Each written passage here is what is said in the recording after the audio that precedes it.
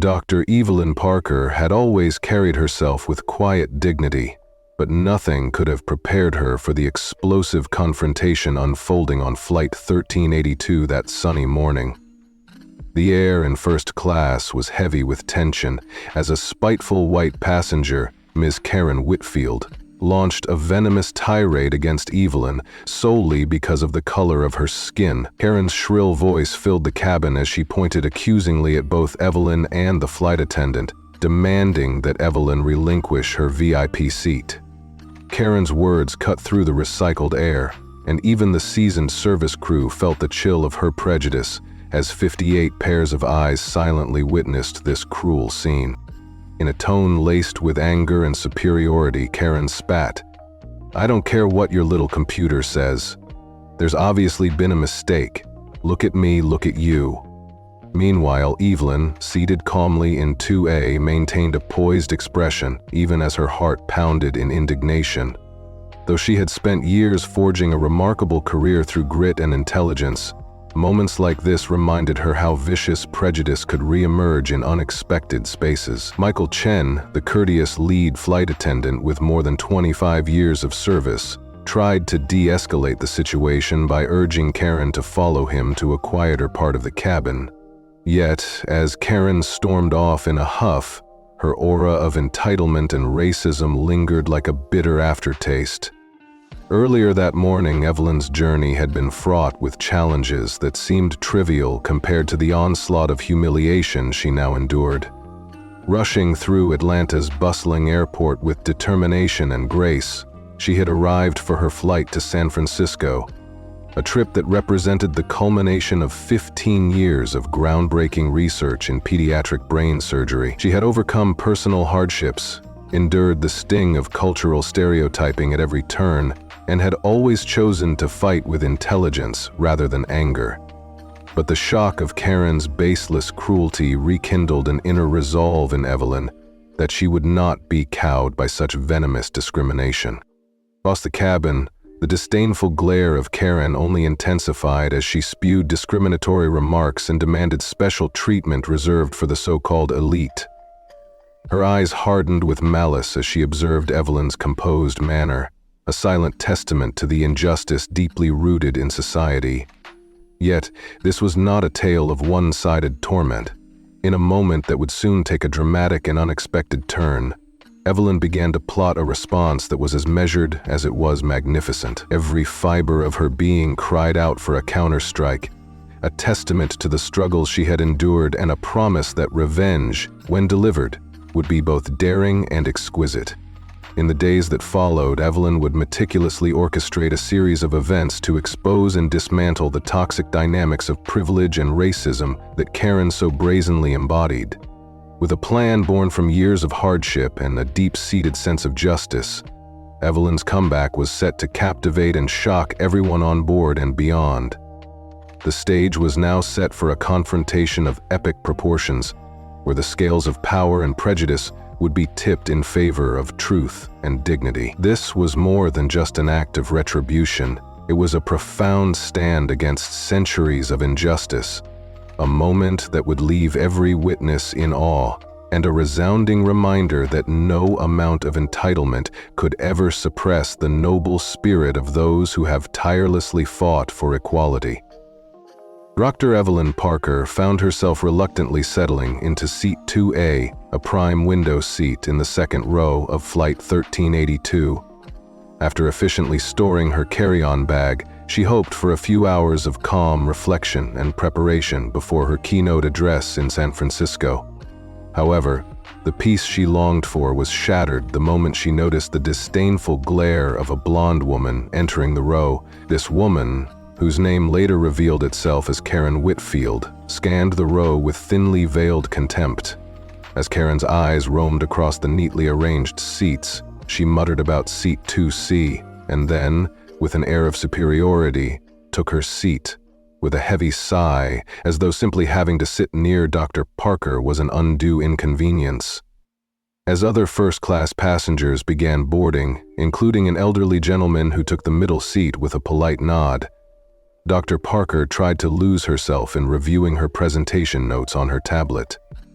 In that moment, her heart still bore the scars of earlier indignities, memories of subtle and blatant discrimination that had tried to shake her formidable spirit. When her close friends Richard and Emily made their entrance into the cabin, Richard's tired, apologetic smile offered a brief moment of solace. Yet even that was marred by the constant feeling of being an outsider in a world where class and color too often dictated respect. Shortly after the boarding announcements by Michael Chen, the lead flight attendant renowned for his warm service and decades of experience, the tension in the cabin began to boil over. Michael's kind eyes and gentle smile did little to mask the charged atmosphere. As he moved gracefully between passengers, offering water, juice, and champagne with practiced ease, Karen remained fixated on Dr. Parker. When Michael returned to their row, Karen seized the opportunity to initiate conversation. With a tone that bordered on condescension, she introduced herself as Karen Whitfield, as though her name were an exclusive badge of honor. "I fly this route twice monthly, and I've never seen you in first class before," Karen declared with a mixture of curiosity and scorn. Dr. Parker, ever the epitome of grace under pressure, simply replied that she was in town for business. A keynote presentation at a prestigious conference where her groundbreaking neurosurgical techniques were set to transform pediatric brain surgery. Instead of receiving a word of genuine congratulations, her response only seemed to stoke Karen's disdain. Karen's eyes narrowed further as she questioned whether Dr. Parker was a nurse rather than the accomplished neurosurgeon she was. Every word dripped with contempt and disbelief, an echo of a deep-seated racial bias that had no place in modern America. The elderly gentleman, Mr. Goldstein, offered an awkward smile as if to bridge the gap between worlds, but his attempts at kindness fell short against Karen's relentless sneer. As the flight progressed, Michael Chen continued his attentive service, bringing extra pillows at Karen's request and ensuring every need was met with his usual professional charm. Yet beneath the surface, the tension between Karen and Dr. Parker magnified. When Karen inquired again about the nature of Dr. Parker's work, her tone turned both invasive and incredulous. "So, you really are a doctor? A surgeon, I mean," Karen asked with a scorn that belittled every achievement Dr. Parker had earned through years of dedication and sacrifice. Dr. Parker, with quiet dignity, explained her revolutionary, minimally invasive technique which could reduce recovery times by nearly 60%.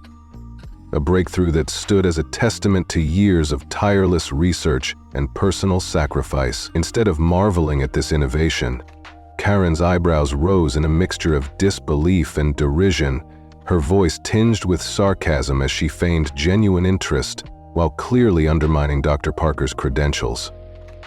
The meal service that followed did little to ease the atmosphere. As Michael took orders with calm precision, Karen's probing questions and dismissive remarks continued unabated.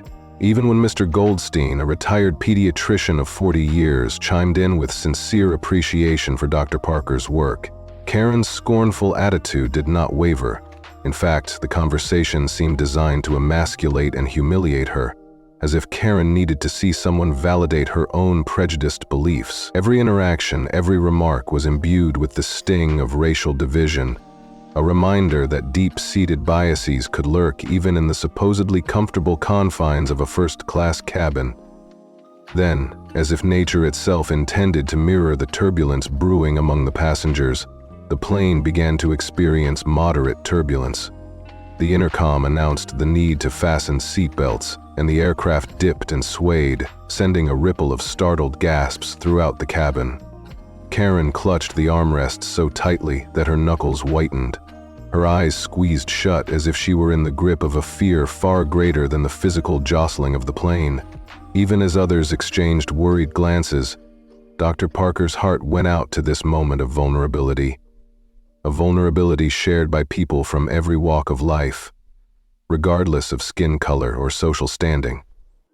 When the captain eventually declared that the turbulence had lessened, a surprising moment of empathy emerged. In the aftermath, while the rest of the cabin slowly recovered, Karen's voice softened as she admitted in a tentative tone, That was terrifying." The comment was almost as if the fear of the unknown had briefly stripped away the layers of prejudice. Dr. Parker, ever compassionate despite the slights she had endured, offered gentle words of reassurance. "Fear of flying is actually quite common," she said warmly, her tone a stark contrast to the icy disdain that had previously filled the air. For a fleeting second, it seemed as if the barrier between them might crumble, if only for a moment. But the respite was short-lived. Almost immediately afterward, as if determined to reclaim her posture of superiority, Karen demanded another glass of wine with a note of entitlement. While Michael dutifully obliged, Karen produced a small leather-bound notebook from her designer bag and began writing furiously. It was as if she was chronicling every detail of her encounter, a misguided attempt to cement her own self-importance, even as the seeds of her own downfall were beginning to sprout. Mr. Goldstein's gentle snores provided an ironic counterpoint to Karen's frantic scribbling, highlighting the stark difference between genuine human connection and the hollow pretense of privilege. In those quiet moments, Dr. Parker's mind raced with thoughts of justice and retribution. Every slight and every racist remark had piled up into an overwhelming determination to reclaim her dignity. She reflected upon the years of hard-won battles against discrimination and knew that this moment was not the time for meek tolerance. It was the moment for a counterstrike, a meticulously planned act of retribution that would shake the very foundations of the privileged few who assumed their superiority was unassailable.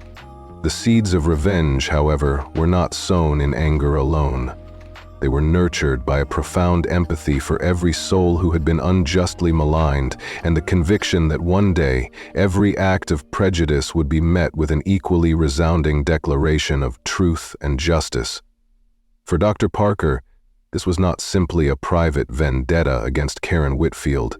It was a public stand against an entrenched culture of discrimination, a stand that would be executed in a manner so grand and unexpected that it would leave onlookers in disbelief, turning the tables in a spectacle of moral vindication. As the aircraft continued on its course toward San Francisco, Dr. Parker's inner resolve hardened. The flight, which had begun as a routine journey, had transformed into the stage for what she envisioned as a dramatic assertion of her rights and achievements.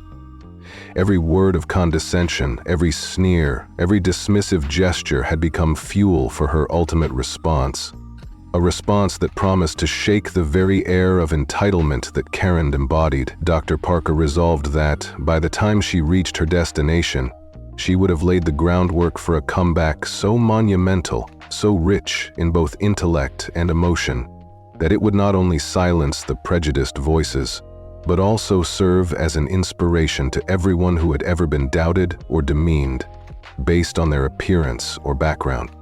In that moment, as the cabin settled back into a semblance of normalcy, the tension between the two women reached a fever pitch. Dr. Evelyn Parker, with a calm exterior masking a turbulent resolve, silently vowed to transform every negative experience into a catalyst for groundbreaking change. Her journey was not simply about escaping the confines of this flight. It was about reclaiming her narrative in a world that too often favored mediocrity over merit, prejudice over progress, cruelty over compassion, and with each passing mile, her determination to rewrite her destiny with bold and brilliant retribution grew ever stronger. A promise that when the time came, justice would be served in a manner so grand that it would leave the audience saying in awe, truly, that they had witnessed something extraordinary. Dr. Evelyn Parker was just wrapping up the final thoughts of her meticulous presentation notes when an unexpected commotion from several rows behind in the main cabin stole her attention. The disturbance began with a distressed voice belonging to a young woman who exclaimed, "I don't understand why we have to move. We paid for these seats." The words cut through the peaceful determination that had been Evelyn's constant companion during the flight. As she looked up, she saw Richard standing in the aisle while his daughter Emily remained firmly seated, arms crossed with a stubborn defiance that belied the storm brewing inside her. Michael, the ever-polite and accommodating lead flight attendant, was already intervening, calmly explaining that, due to a weight distribution issue, some passengers needed to be reseated. A promise of alternative seats in row 22 was offered, which only aggravated Emily. "That's near the bathrooms, and we won't even be sitting together," she protested, her tone a mix of hurt and indignation that filled the narrow aisle. Richard's face flushed with mortification as he pleaded softly, "Emily, please. I'm sure Michael is doing his best." Yet Emily's voice grew louder, questioning the fairness of their situation and casting envious glances toward nearby passengers. In that moment, Evelyn's heart ached with compassion for the family caught in the middle of a petty dispute that only amplified the relentless pressures of modern travel. She had long learned that even amidst such mundane troubles, every passenger bore a unique tale of struggle and resilience. Despite the chaos unfolding before her, Evelyn maintained a careful composure. Though her mind raced with thoughts of the countless times she had been forced to stand silently against prejudice and misunderstanding, moved by empathy and a deep-seated urge for fairness, Evelyn discreetly pressed the call button. When Michael approached, she spoke in a gentle yet assertive tone. "I couldn't help overhearing your conversation. If it would help, I'd be willing to switch to one of those seats in row 22. My meeting isn't until tomorrow, so I'm not in a rush to exit." Michael's face lit up with genuine surprise and gratitude as he contemplated the offer. "That's incredibly kind, Dr. Parker," he murmured before hesitating about the propriety of asking a first-class passenger to downgrade to what many would consider economy. Evelyn, ever the epitome of grace, reassured him that she had experienced her fair share of economy flights, and that such a sacrifice was nothing compared to the relief it would bring to this troubled family. After a thoughtful pause, Michael agreed to explore the possibility, much to the relief of Richard, who, with a mixture of gratitude and astonishment, glanced in Evelyn's direction. Emily, however, remained obstinate, her head shaking vigorously as if her very identity depended on the protest. Eventually, another passenger volunteered to exchange seats, and the issue was quietly settled. The remainder of the flight lulled into a semblance of normalcy, with Karen Whitfield engrossed once more in her leather-bound notebook and Mr. Goldstein drifting in a state of drowsy repose, while Evelyn returned to perfecting her presentation notes. But the day's trials were far from over. As they began their descent into San Francisco, Michael methodically checked on each passenger, ensuring that seatbelts were securely fastened and that no one was left behind. In a surprising moment of casual conversation, Karen lightly touched Michael's arm, asking if she could request an upgrade for her return flight to Atlanta on Sunday. "I'm actually flying back on Sunday and was wondering if you could upgrade me," she said, her voice a curious mix of entitlement and underlying insecurity. Michael, ever the professional, took her request seriously and, after several taps on his tablet, regretfully explained, "I'm sorry, but first class is fully booked for Sunday. I can add you to the upgrade list." The disappointment on Karen's face was palpable. She insisted that as a platinum member she deserved special treatment. Michael's calm words could not entirely mask the tension that hung between duty and personal desire, and Karen managed only a tight-lipped smile as she reluctantly accepted the setback. After the plane touched down at San Francisco International Airport, passengers began the familiar dance of gathering luggage and preparing for deplaning. While most of the cabin dissolved into routine, Karen reappeared, this time engaging Evelyn in a conversation that veered into unexpected territory. As they waited for the signal to unbuckle, Karen, her tone now a curious mix of inquiry and something that almost resembled genuine concern, asked, "Will your technique be published in a journal? The one you mentioned for the pediatric patients?" Evelyn was momentarily taken aback by the question. It was as if the earlier layers of disdain had momentarily peeled back to reveal a flicker of sincere interest. "Yes," Evelyn replied with practiced calm. "The Journal of Neurosurgery has accepted our paper. It should be published next month."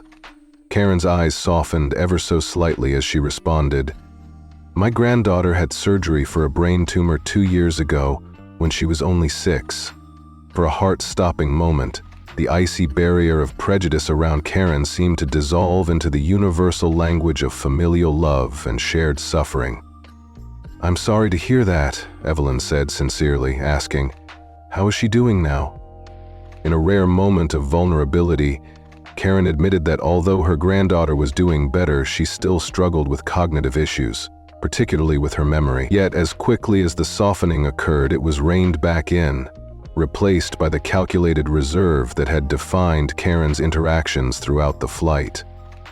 The brief moment of connection was enough to highlight the complexity of human emotion, a glimpse into how even the most seemingly unyielding individuals could be touched by the weight of personal pain.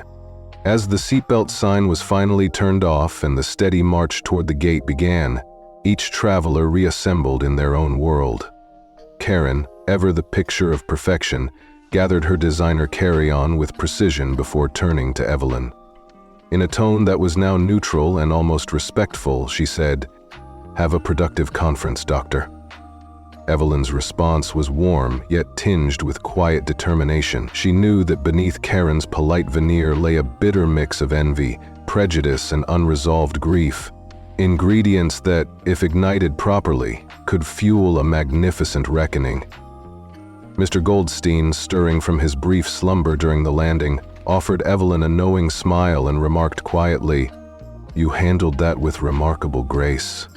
Evelyn's phone buzzed with a text from Dr. Marcus Whitaker, her former mentor and the sharp mind behind the upcoming conference. The message was brief but full of promise, confirming a final run-through of her presentation that evening and reminding her that a car service awaited at baggage claim. As she texted back a swift confirmation, Evelyn's gaze drifted briefly to the area where a harried airline representative was engaged in an intense conversation with none other than Karen Whitfield. Despite the lingering presence of that bitter adversary, Evelyn resolved to leave the day's darkness behind her and focus on the radiance of the new day that awaited in San Francisco. Stepping onto the escalator toward baggage claim, Evelyn felt a renewed sense of purpose. The trials of the flight, every insult, every moment of unwanted scrutiny, every painful reminder of the societal fractures between privilege and merit, were now fuel for a grand transformation. Today was not merely a day of travel, it was the prelude to a public demonstration of resilience, an announcement that true brilliance would rise above the ashes of bigotry. As she collected her carry-on from the friendly driver who greeted her with a respectful, "Welcome to San Francisco, Dr. Parker," she deliberately turned away from the lingering presence of Karen and the weighty memories associated with that encounter. Some battles, she knew, were not worth fighting in every moment. Sometimes the path to retribution was paved with patience and strategic silence. Yet even as she left the terminal with the city's bright promise before her, Evelyn could not shake the lingering thought that her destiny and Karen's, however divergent, might one day collide once more. That possibility, though unsettling, was also a potent reminder that life's intricate tapestry was woven with moments of rivalry, redemption, and unexpected transformation. In the calm of a San Francisco morning, with coffee steaming gently by her side and the fog long cleared to reveal a city bathed in early sunlight, Dr. Evelyn Parker looked out the window of her hotel room.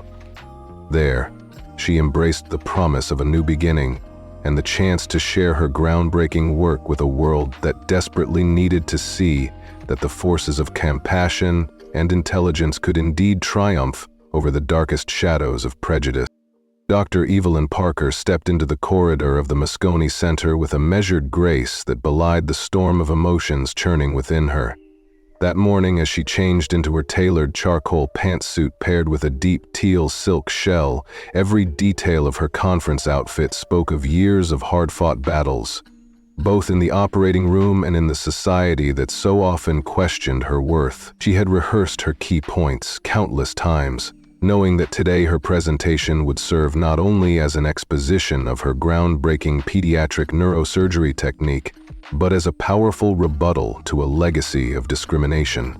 With the supportive words of her former mentor, Dr. Marcus Whitaker, echoing in her mind, words that promised, within 5 years, her revolutionary approach would become the standard of care.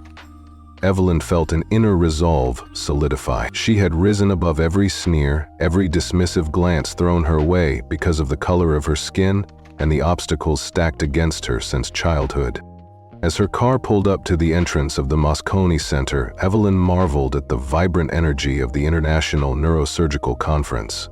Banners fluttered in the crisp morning air, and clusters of esteemed colleagues and young surgeons chattered animatedly about the latest innovations in their field.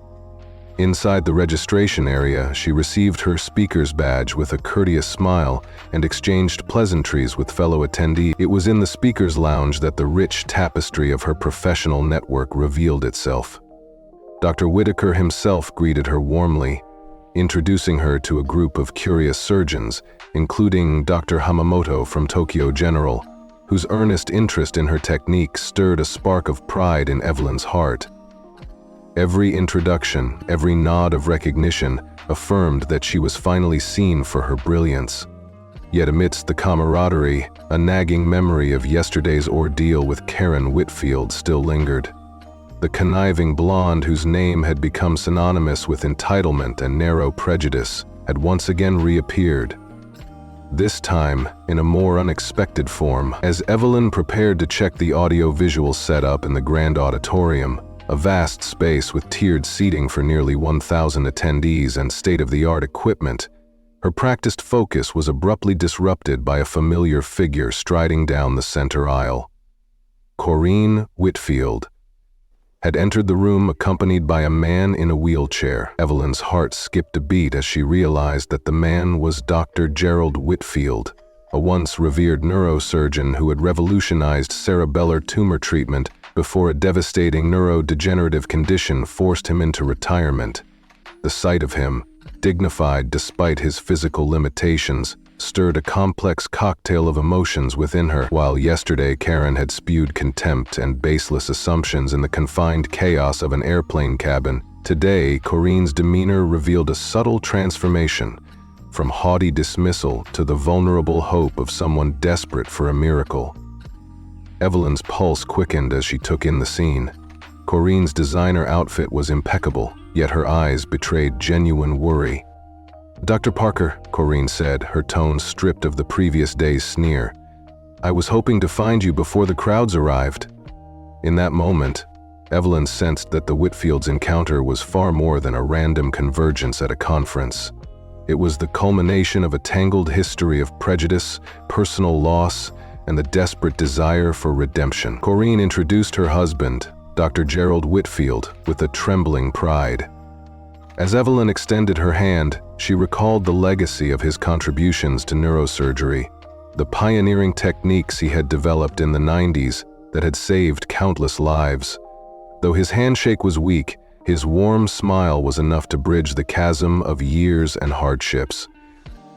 Even as the technical staff hurried to finalize the presentation setup, Evelyn felt the weight of a choice pressing upon her. Part of her longed to remind Corinne of the demeaning treatment she'd once inflicted, but the healer in her recognized that this was bigger than personal pride.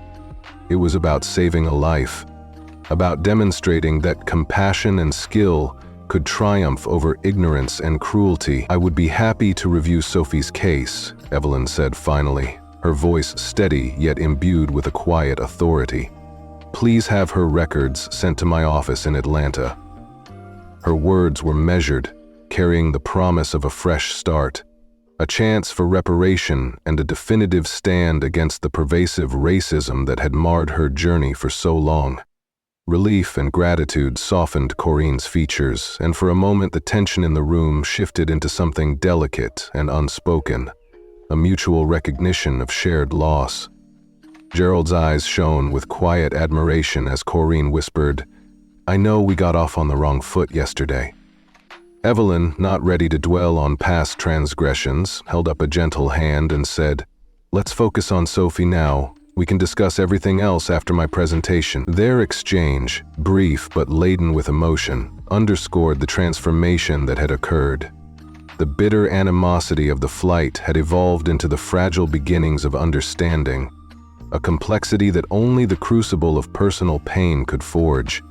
As the conference hall gradually filled with over 1,000 attendees, Evelyn's thoughts returned to her own journey, a journey punctuated by countless moments of prejudice and isolation, yet marked by the relentless pursuit of excellence. Dr. Marcus Whitaker's supportive nods, the eager attention of the surgical residents whose excitement was palpable, and the hushed whispers among seasoned colleagues, all converged to remind her that her work was not just her own, but a beacon of hope for every patient who had been marginalized by an indifferent system. The opening remarks were delivered with precision, and soon enough the conference chair introduced her. "It is my great pleasure to introduce our keynote speaker, Dr. Evelyn Parker, Director of Pediatric Neurosurgery at Atlanta Children's Hospital."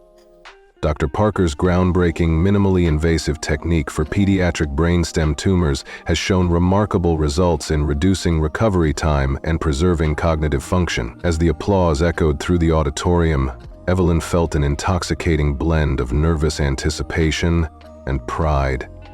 In that moment, every degrading comment, every subtle slight, every instance of racism and unwarranted dismissal had been transmuted into fuel for a retribution far more magnificent than any petty rebuke could ever offer. At the final moment before stepping onto the stage, Evelyn caught sight of Gerald in his wheelchair, and Corinne, who now sat quietly with a notebook in hand, as if absorbing every word that would soon be spoken. The conference hall held its collective breath as she advanced toward the podium, her eyes scanning the eager faces in the audience. Here, before this sea of silent expectation, she was not merely presenting a surgical innovation, she was delivering a resounding message that true merit and compassion would always outshine the shadows of hatred.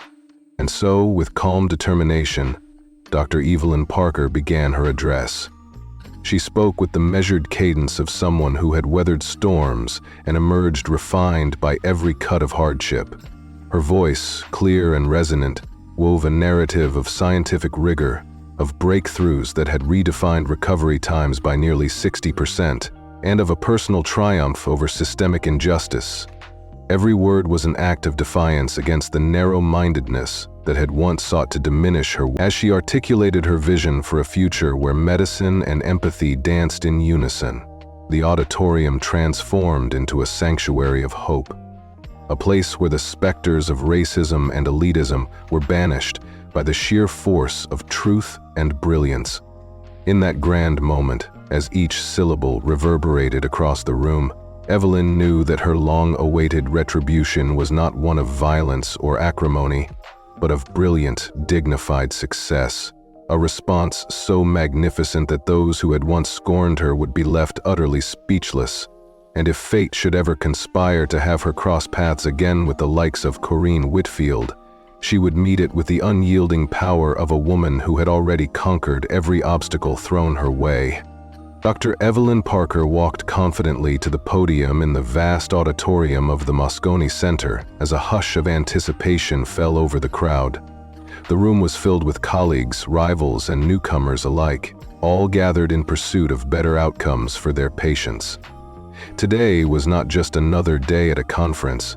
It was the stage where decades of prejudice, personal struggle, and tireless hard work would converge into one triumphant moment. Evelyn's heart pounded with determination as she recalled every bitter remark and every dismissive glance aimed at her over the years simply because of the color of her skin. Every hostile whisper on cramped flights, every snide comment in sterile hospital halls, and every unjust assumption made by those who considered themselves superior had built inside her a quiet fire, a resolve to show the world that excellence could not be dimmed by ignorance. As she scanned the auditorium, its tiered seats filled with nearly 1,000 expectant faces, Evelyn felt that every eye was not merely watching her speak but bearing witness to a personal revolution. Today, she would present the results of her 5-year study on minimally invasive techniques for treating pediatric brainstem gliomas, a breakthrough that promised to reduce recovery time by nearly 60% and preserve vital cognitive functions in children. The data was not just impressive on paper. It represented a lifeline for children like Sophie Whitfield, a young girl whose future had once seemed as fragile as a delicate flower in a storm. This research was her gift to the world, a way to counter the cruel injustices she had witnessed and suffered throughout her career. "Thank you," she began, her voice strong and unwavering, cutting through the silence like a scalpel through tissue. "I am deeply honored to be here today to share with you the results of our study on minimally invasive approaches to pediatric brainstem gliomas." With each carefully chosen word, she transformed the atmosphere in the room. The journey that had brought her here, from the torment of a discriminatory flight to the unexpected encounter with the Whitfield family, melted away, replaced by the collective hope that filled the air. In that moment, nothing else mattered but the promise of a better future, the kind that could be achieved through sheer perseverance and brilliant innovation. In the audience, a woman who had once embodied everything Evelyn had fought against watched with growing understanding. Karen Whitfield, who until very recently had been the poster child for entitlement and thinly veiled racism, now sat with a mixture of regret and awe, her previously disdainful eyes softening as she absorbed every detail of Evelyn's presentation. It was clear that the magnitude of Evelyn's work had forced Karen to confront the reality that her prejudices were not rooted in truth, but in fear and ignorance. A fear that had cost countless talented professionals the recognition they deserved. As Evelyn detailed the technical development, methodology, and outstanding outcomes of her innovative technique, it was as if each statistic, each graph, and each carefully annotated slide was a declaration of war against injustice. Every piece of evidence she presented was a rebuke to a society that had so often tried to silence her. For 45 riveting minutes, Evelyn led her audience on a journey through rigorous clinical trials, behind-the-scenes challenges in the operating room, and the painstaking process of perfecting a technique that had the power to change lives. The room fell silent as she explained how the microendoscopic approach had been adapted to navigate the intricate vascular challenges presented in pediatric cases. Her clear and passionate explanation of how her method preserved critical white matter tracts touched on both the technical prowess of her work and the deep compassion that had driven her every decision. When she finished, the response was thunderous, a standing ovation that resonated not just as a professional accolade, but as a personal victory over years of marginalization and racist dismissal. As the applause subsided, the room seemed to vibrate with a shared sense of achievement. Colleagues crowded around her, eager to congratulate her and discuss potential collaborations that could further revolutionize pediatric neurosurgery. Amid the swarm of enthusiastic professionals, Evelyn's eyes met those of Karen and Dr. Gerald Whitfield, who waited at the edge of the stage. Karen's demeanor had transformed from one of arrogant impatience on the flight to one of respectful attentiveness here in the conference hall. At that moment, the woman who had once sneered at Evelyn's presence now seemed almost humbled by the sheer brilliance of her work. A stark reminder that prejudice often crumbles when confronted with undeniable talent.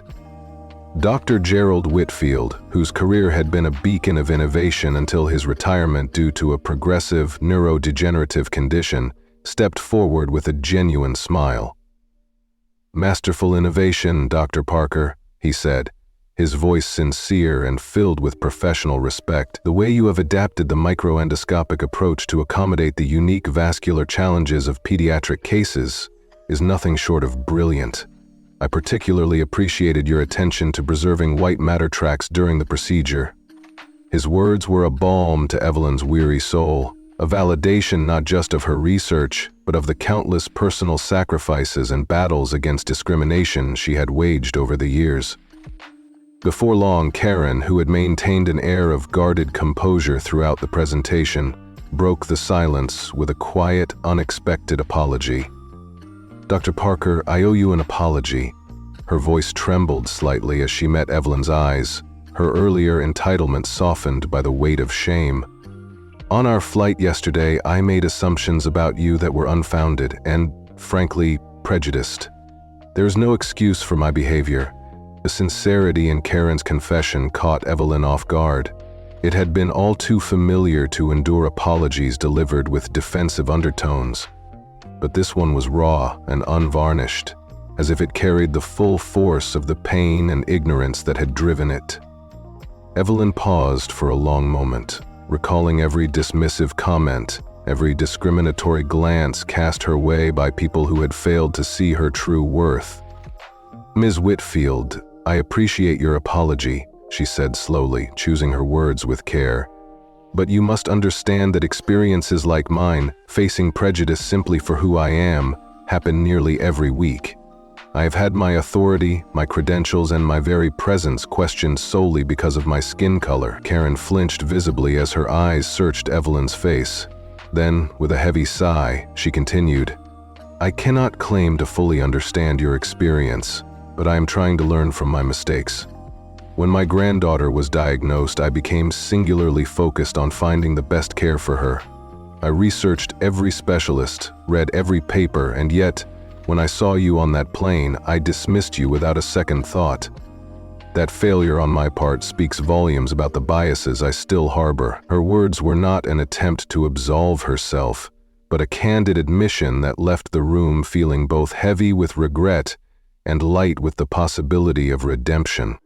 Dr. Gerald Whitfield placed a gentle hand on Karen's arm as she spoke, affirming that change was possible even in the hearts most hardened by prejudice. "It is not too late," he murmured, his tone both encouraging and resolute.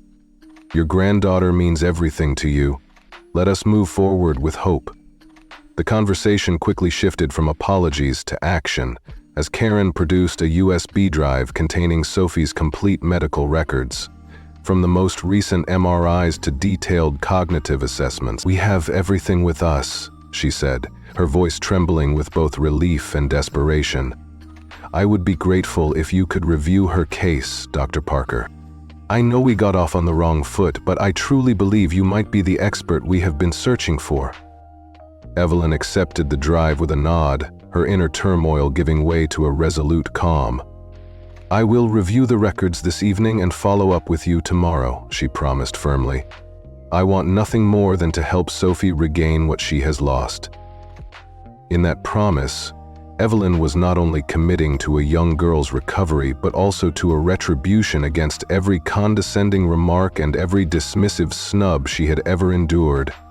Her willingness to help was a quiet but powerful statement that compassion and proficiency, when united, could heal even the deepest wounds inflicted by ignorance. As the conference day wore on, Evelyn found herself swept up in a whirlwind of sessions, networking opportunities, and animated discussions about cutting-edge surgical techniques. Yet through it all, she remained mindful of the powerful personal exchanges that had unfolded in the wake of her presentation. Backstage and in quiet corridors, she encountered colleagues who congratulated her with genuine admiration, their words flowing with pride and camaraderie. Dr. Marcus Whitaker, her former mentor whose support had been a constant guiding light, took every opportunity to remind her that her achievements were a victory not only for her, but for all those who had been marginalized by a society that too often celebrated mediocrity over merit. Later that afternoon, Evelyn retreated to her hotel room to prepare for a board dinner where influential leaders in the neurosurgical community would gather.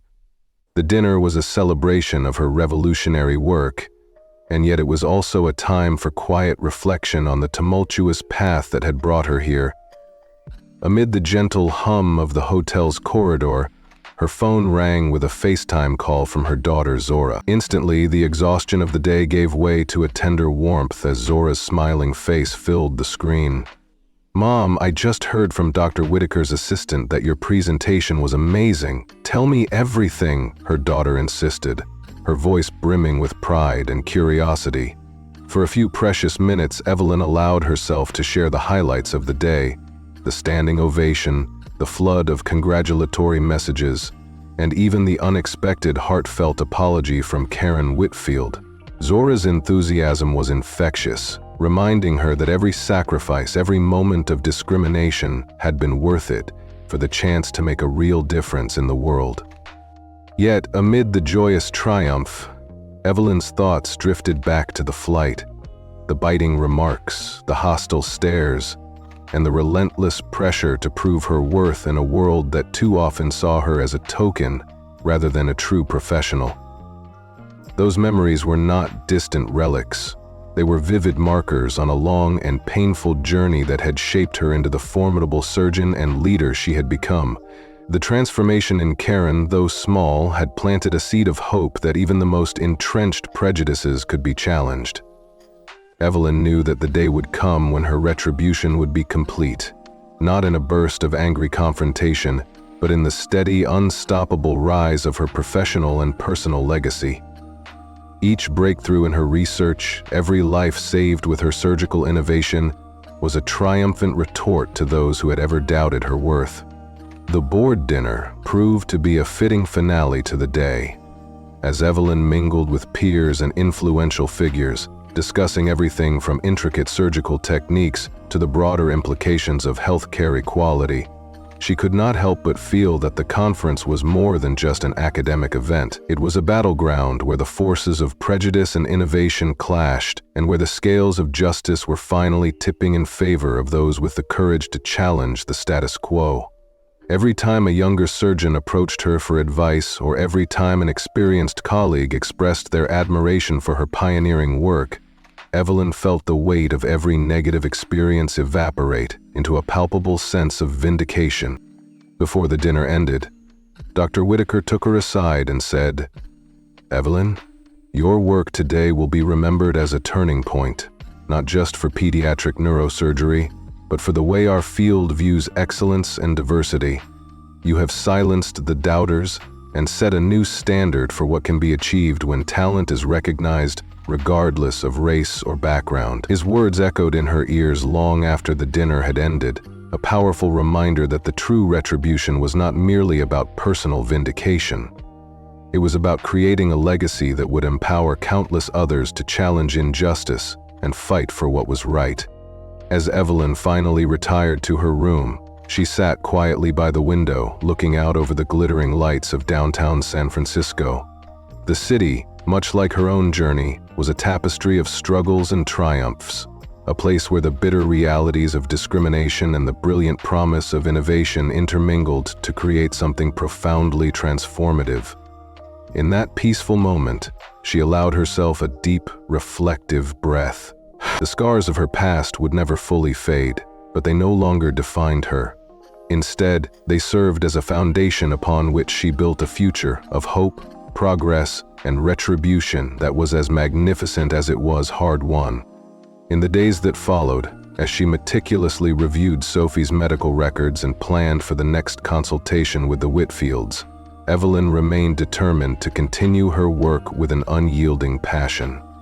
Every obstacle she had encountered, from the narrow-minded hostility on cramped flights to the subtle, almost imperceptible biases in professional circles, had only fueled her drive. She was acutely aware that her battles were far from over, and that she might cross paths with adversaries like Karen Whitfield again. But with each challenge, her resolve only grew stronger, and the promise of a retribution so grand and transformative that it would leave onlookers in utter awe became ever more real. Dr. Evelyn Parker was not just a surgeon or an academic icon. She was a living testament to the triumph of perseverance over prejudice.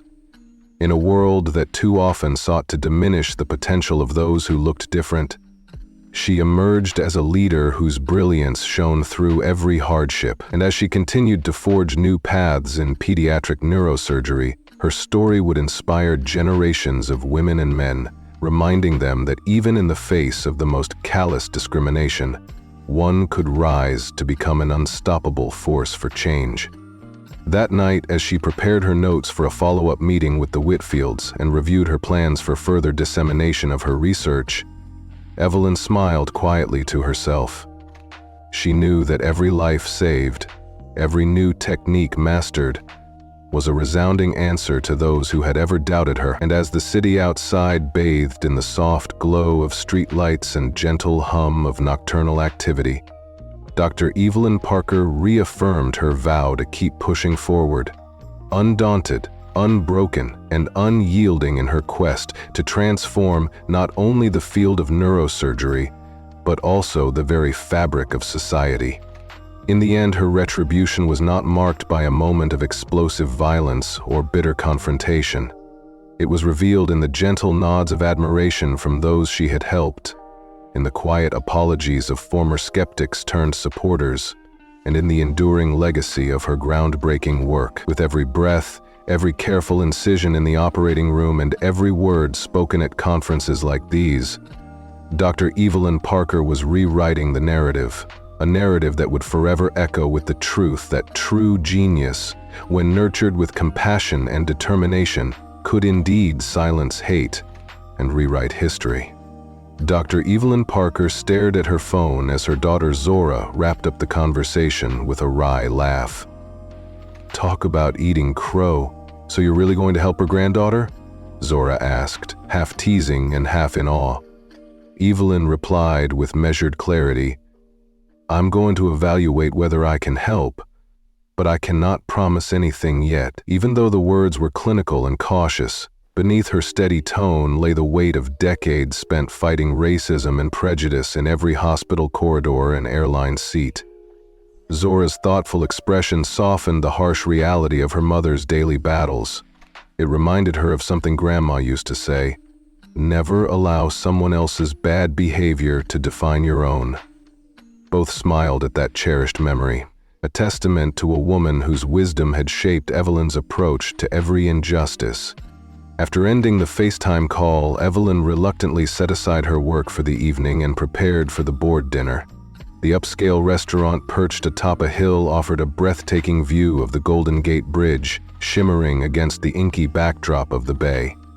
Across the table sat Dr. Whitaker and Dr. Anita Patel, Chief of Neurosurgery at Boston Children's Hospital, along with other luminaries from her field. Conversations ranged from the latest advances in pediatric neurosurgery to the intricate dance of balancing personal and professional lives. Dr. Anita Patel's praise for Evelyn's presentation flowed effortlessly. "Marcus has been singing your praises all evening," Anita remarked as they were served appetizers. "And after seeing your presentation, I agree wholeheartedly. We have been trying to develop something similar, but your results are nothing short of remarkable." Evelyn's eyes sparkled with a mix of pride and humility as she offered, "I would be happy to discuss a training collaboration if you are interested." Their conversation was rich with possibilities. A delicate negotiation over expanding the reach of her innovative technique, a technique that promised to reduce the risk and trauma of brain surgeries for children while safeguarding their cognitive futures. Back at her hotel, Evelyn stayed up late into the night. By 1:00 a.m., after meticulously examining Sophie Whitfield's medical records, she made detailed notes regarding additional tests and questions necessary to form a complete picture of the young girl's condition. Although the case was complex, a brainstem glioma treated with conventional surgery and radiation that had left Sophie's cognitive abilities diminished, there was a glimmer of hope. The residual tumor was growing slowly, and Evelyn's preliminary assessment suggested that, with revision surgery using her minimally invasive technique, it might be possible to safely remove the remaining tumor tissue while preserving, or even improving, Sophie's cognitive function. As the first light of dawn painted the San Francisco skyline with soft hues, Evelyn rose early for her habitual morning run along the Embarcadero. The cool fog and the fresh air cleared her mind, serving as a daily reminder of the promise of renewal, both for the city and for those who fought relentlessly to transform lives. After her run, she hurried back to her hotel, showered, and dressed in a smart ensemble suitable for the day's conference sessions. The city, emerging from its misty embrace, shimmered with possibilities. At noon, Evelyn met the Whitfield family in a quiet corner of the conference center's cafe. There, waiting with quiet dignity, were Dr. Gerald Whitfield in his wheelchair and Karen, now more subdued and genuinely earnest, accompanied by little Sophie, a bright-eyed girl with curly brown hair and a marine life coloring book clutched in her hands. "Good morning, you must be Sophie," Evelyn greeted warmly, taking a seat across from them.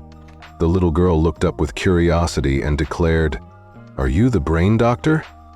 Evelyn smiled and confirmed, "I am. My name is Dr. Parker." Sophie, with the measured precision of a child used to discussing her condition, introduced herself. "I'm Sophie Elizabeth Whitfield. I'm 8 years and 7 months old, and I had a tumor in my brain." Her careful enunciation revealed not only her experience, but also the resilience that had carried her through unimaginable challenges.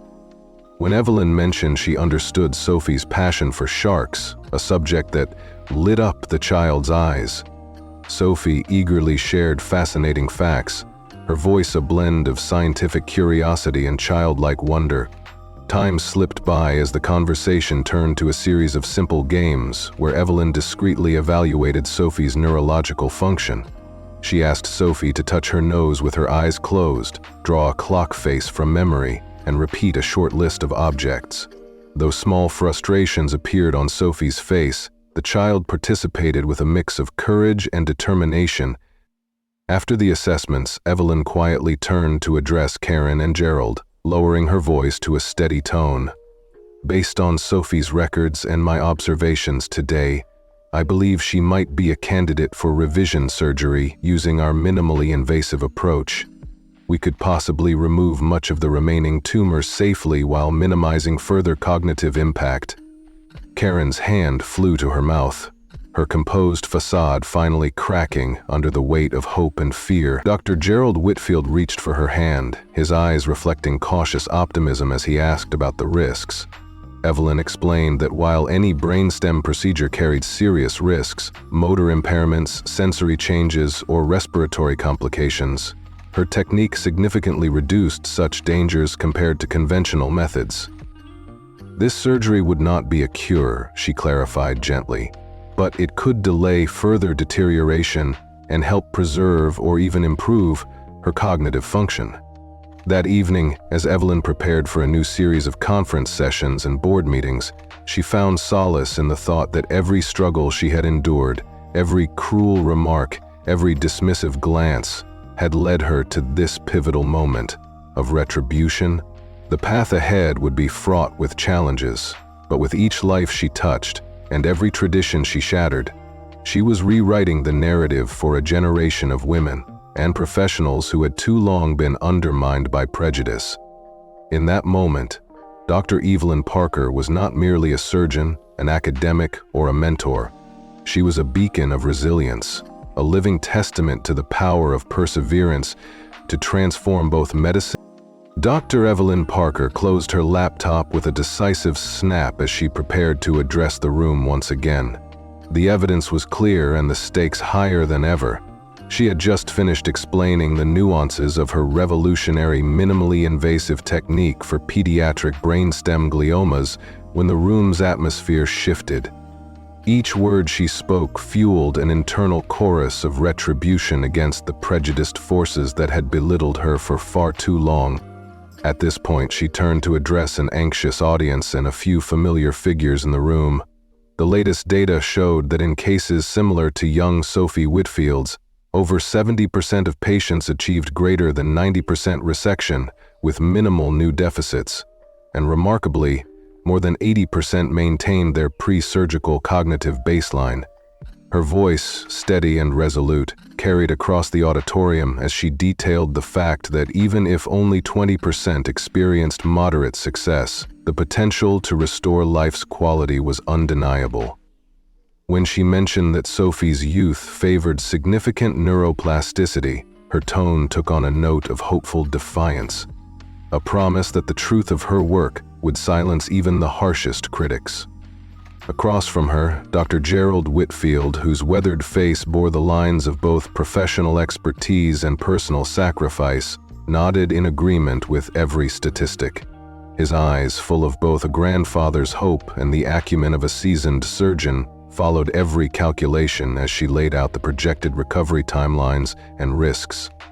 Any brainstem procedure carries the potential for motor or sensory complications, or even respiratory challenges, she explained. But our method drastically minimizes these risks. Though this surgery is not a cure, it offers a profound opportunity to delay further deterioration and preserve cognitive functions that might otherwise be lost. In doing so, Evelyn was not just offering a promise of treatment, she was delivering a resounding message to everyone in the room that her dedication, intellect, and compassion would set a new standard for pediatric neurosurgery. Meanwhile, tensions simmered beneath the polished veneer of the professional exchange. Earlier on that same flight where Evelyn had endured the scorn and arrogance of Karen Whitfield, a woman whose name had become synonymous with entitlement and unyielding prejudice, a transformation had taken place. Karen, now appearing before her with a tear-streaked yet remorseful face, had apologized. "Dr. Parker, I am truly sorry for my behavior on our flight." Karen had confessed, her voice trembling as she admitted that her baseless assumptions had blinded her to the brilliance before her. That admission, raw and unfiltered, had struck Evelyn deeply. It was an acknowledgement that even the most distorted perspectives could, under the immense weight of personal hardship and the genuine possibility for redemption, shift toward truth. In that moment, Karen Whitfield, who had once been the voice of entitlement and cruelty, spoke up with a vulnerability that none had expected.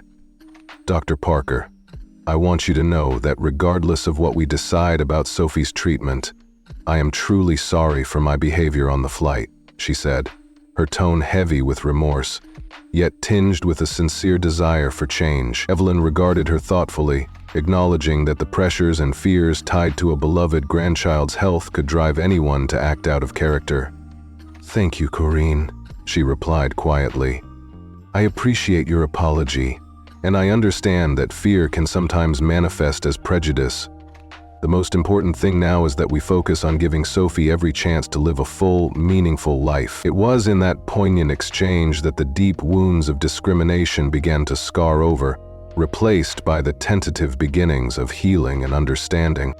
The discussion stretched on for nearly an hour as Evelyn answered every question with straightforward honesty. The detailed statistics, the rationale behind every procedural step, and the clear explanation of cognitive outcomes impressed not only the Whitfields, but also the assembled crowd of seasoned colleagues and bright, eager, younger surgeons. This conversation, once a potential battleground for ego and resentment, had morphed into a collaborative effort to save a life, bridging gaps between former adversaries through the shared language of science and empathy. After exchanging contact information and promising to convene again after the Whitfields consulted their daughter, Evelyn excused herself and turned her focus to her next session. Yet the conversation with the Whitfields lingered in her thoughts as she moved through the bustling hallways of the conference center. Each step was a reminder that even from the ashes of the most hostile encounters, bridges could be built. Bridges that, in time, might carry the weight of retribution in the form of breathtaking success and undeniable transformation. Later that afternoon, Evelyn found herself in a breakout session on medical education and mentoring, a subject very close to her heart.